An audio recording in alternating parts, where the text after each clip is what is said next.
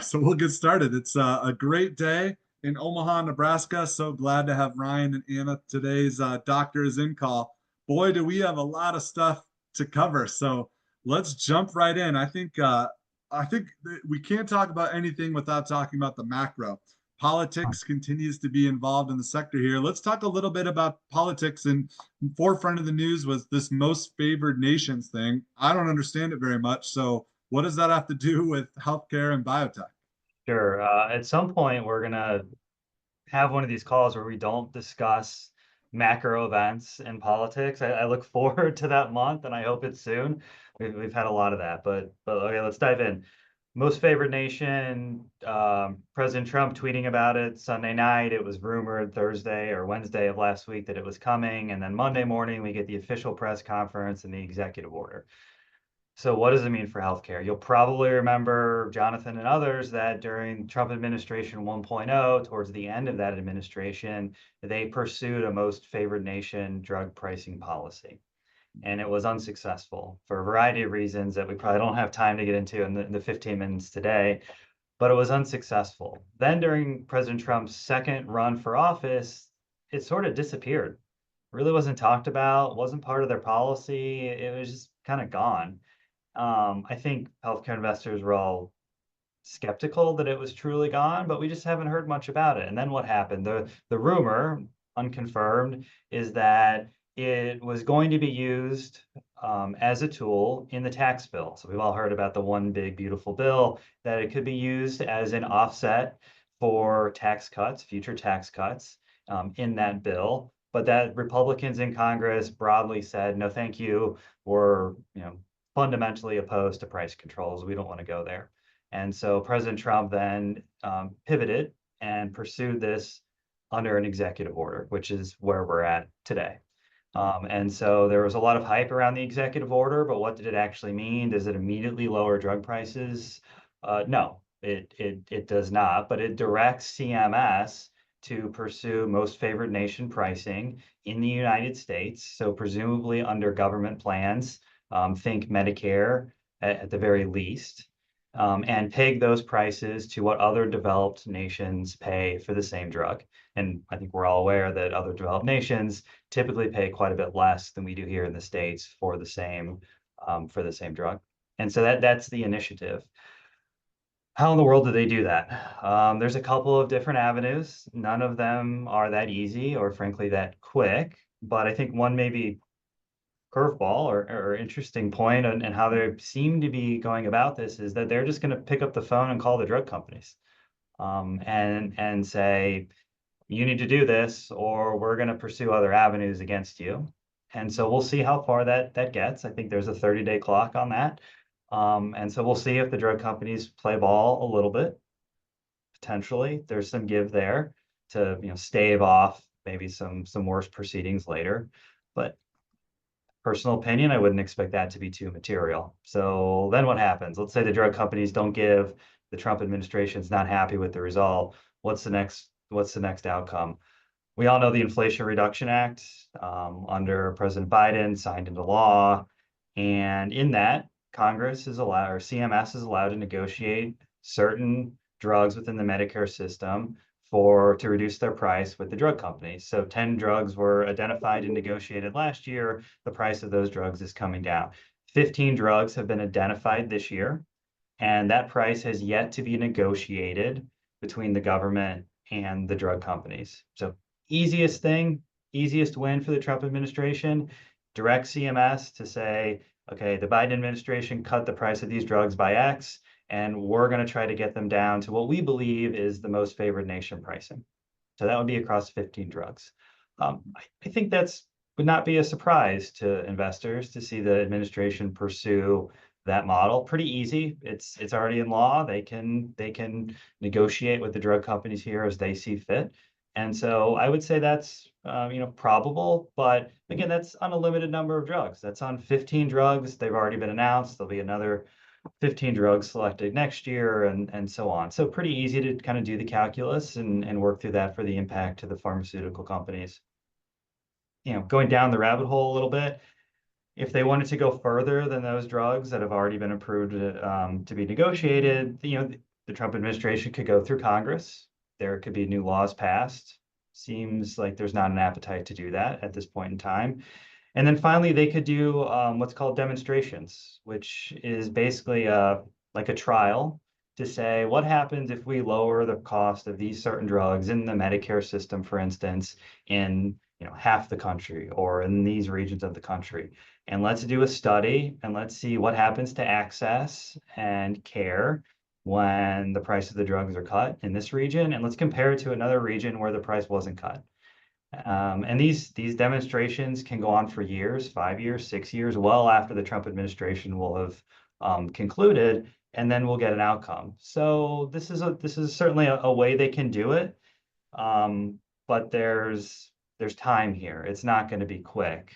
And so these are the most obvious ways they can pursue MFNs. But I think all in all, there was a lot of headline risk around this event. The immediate impact to companies, as of today, not that significant. You actually saw a number of the pharmaceutical companies trade up on Monday after the event. So that kind of tells you what the immediate investor reaction was to MFN. Time time will tell. Wait and see. More Yes. uncertainty. Well, there's another piece of news this way with Vinny Prasad in the news. Who's Vinny Prasad? What does he have to do with our sector? Yeah, so Dr. Prasad was named the head of CBER, which is a division under the FDA. So he is now overseeing vaccines, gene therapy, and a number of other areas. He is a little bit of a controversial figure. You can find him on YouTube. He's got a lot of videos out there from COVID and beyond, criticizing the prior administration, their response to COVID, and frankly criticizing the FDA. Really, and if I'm taking a 30,000-foot view, what are the issues? The issues are we're not taking enough of an evidence-based approach in our drug development approval process. So if you think about the FDA, there's a balance here between speed to market, getting these drugs to patients, and the efficacy.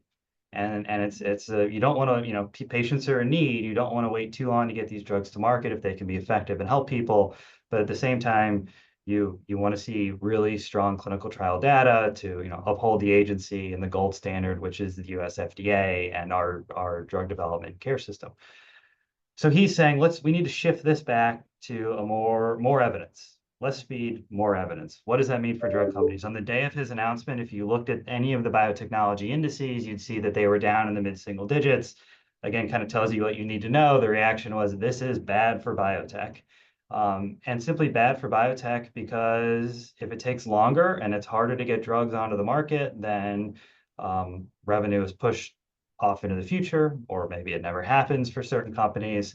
So broadly speaking, the immediate reaction was not good for the industry. I have a little bit of a different stance on it, and this chart I think maybe helps illuminate it somewhat. The number of biotechnology names, and this is just select Russell indices, the Russell 2000 and the Russell 3000 extended. Really, the point of this chart is just to see purely over a 20-year period how much this industry has grown and expanded. Think about the number of public companies that are now available to invest in biotechnology, and ask a simple question like, do all these really have game-changing, efficacy advancing, safety advancing drugs that are going to make it onto the marketplace? And the answer to that question, unfortunately, is probably no. And I think over time, our industry, our biotechnology industry here, has gotten a little bit diluted. I think the quality has gone down. And so I think a move back to a little bit more efficacy focus while balancing speed isn't necessarily a bad thing for biotech. And we continue to believe that biotechs with good science, good data, that are helping patients are going to make it onto the market. They're going to be on the market in a timely fashion. And the key is just being able to identify those versus the, significant number of biotechs that are out there that may not be quite as good. And in talking to our biotech companies, at least as of yet, we're not seeing delays in the FDA. It's kind of business as usual there. So I actually think long term, like this could be a positive. So let's wait and see. Let's wait and see before we More call the wait and sector see. in that much trouble. I like it. Well, let's switch gears to Anna really quick. Speaking of some of these interesting treatments and drugs, let's talk about Hunter syndrome a little bit. I saw some stuff in the news, not too nerding out, but it's definitely something of interest to people. Walk us through something interesting here. Yeah, definitely happy to. This week, I wanted to highlight two different companies that are neck and neck for this rare disease, which is great, right? These are patients who have very few treatments. And then all of a sudden, there's two companies filing for FDA approval at one time. So I just wanted to highlight this development pathway and the disease, which many people probably have never heard of. So this is Hunter syndrome, short MPS2. I'm not going to say the very long name, but it's there for you if you're curious. Essentially, this is a genetic disorder in which an enzyme, a functional enzyme, is mutated so that it can no longer break down long sugar chains or carbohydrates. And you may think, oh, like we eat carbohydrates, like how can that be bad for you? But the point is, once a cell has gotten the energy out of what we eat, essentially it develops this cellular waste in these long chains of carbohydrates. And if it can't be cleared by this enzyme, it actually accumulates in the cells. And so that's accumulation of toxic waste can lead to the kind of the enlargement of organs. And this is a multi-organ disease. And so across the body, there can be different organ failure, there can be intellectual disability, there can be slowing of growth. So you can imagine when a patient is diagnosed, around 6 months post-birth, it's pretty mild, and then it can worsen with time, and then they fail to meet developmental milestones. And so it's pretty severe. And like I said, really no curative treatment. So the only thing available today is an enzyme replacement therapy. And so this is every week or every 2 weeks, your child or even an adult, once they grow up, goes into a clinic and gets an IV infusion. So they have to sit in a chair and get this in the office. And this essentially gives them an infusion of the enzyme that they need. The problem is that proteins, like enzymes, can't cross the blood-brain barrier. And so it doesn't help with any of the intellectual side effects, which is one of the largest burdens of the disease. And so now you have a handle on the disease. The two companies that I want to highlight are Regenix Bio and Denali Therapeutics. And they have both achieved really amazing results, some of which are shown to the right. And they're very different, but they achieve very similar endpoints. And so as we walk through this, I want everyone to think about, if my child had this disease or if I had this disease, which therapy might I want to take more? I think it's a really interesting question. I don't know that there's necessarily a right answer. So Regenix Bio has a one-time AAV gene therapy. So this is one of those things you get a one-time infusion and it cures the disease, right? It restores that functional expression of the enzyme, which can then clear the carbohydrates. Whereas Denali is sort of like enzyme replacement therapy, but it gets into the brain, right? So it should be just as effective as the currently approved therapy, except that it would also help the cognitive symptoms, which that therapy does not help. Oops, sorry. And both of these companies are pursuing an accelerated approval pathway, which means that based on the data that I show on the right, where both companies are able to actually lower the concentration of these carbohydrates in the cerebrospinal fluid, which is essentially a proxy for the levels of these carbohydrates in the brain, back down to nearly normal levels from a healthy human. Really impressive. They're able to file with the FDA for accelerated approval while they run a confirmatory phase 3 study. And so this is a biomarker, the CSF marker, and then the confirmatory study, which would actually be measuring cognition and other more not biomarkers, but actual real world effects of the drug. So I hope that that's interesting to people. That is interesting. Totally different approaches. Well, we'll see how the Very different, yeah. stocks move on that. Well, let's close here. We're running close on time, but Ryan, Anna, we need to address one of the elephants in the room before we finish, and that's United Healthcare. So I don't want you to cry or I don't want you to yell, but what's going on with United Healthcare? What do we need to know? What are the key points we have here on that? I don't know. It's just a company, but you almost feel sorry for them, but you almost don't at the same time. I don't know It's I don't know how to feel. No feelings. kind of a remarkable collapse for one of the behemoths in the healthcare space. A lot going on. I'll try to do this in about a minute and do it from a really high level. So basically, what has happened is the company has, the issues are isolated to Medicare Advantage patients. So Medicare patients who have opted for an MA plan, which is pretty typical in a lot of the country. We've seen a lot of growth here. They've added a lot of new patients this year to the plan. And what they're seeing is that in the Medicare Advantage population, the cost to care for these patients is running significantly higher than they expected.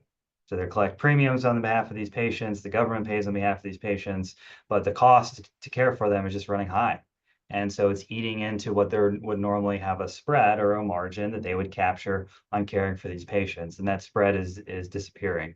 And so what has happened? A month ago, we got the first quarter update where they took down guidance for the year. And then just here on Tuesday, we got a month later, you got a pretty negative surprise that the numbers are being pulled. So there's no formal guidance now out there for 2025. The CEO is being replaced by the former CEO.